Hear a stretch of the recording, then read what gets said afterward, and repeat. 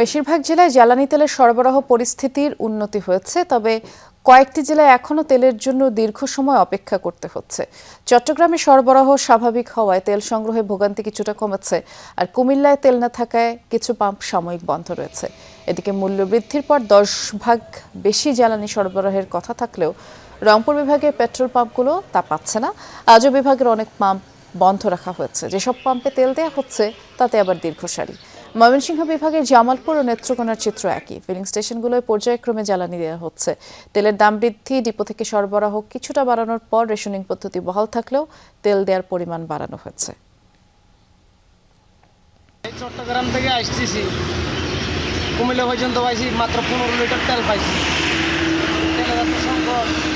বাইরের লোক যারা শহরে এসে তেলগুলা নিচ্ছে, এতে আমাদের প্রচুর ভোগান্তির শিকার হতে হচ্ছে প্রতিদিন। ফুয়েল কার্ডের মাধ্যমে যে তেল নিচ্ছি, তারপরেও যে ভোগান্তি থেকে যেন আমরা নিস্তার পাই।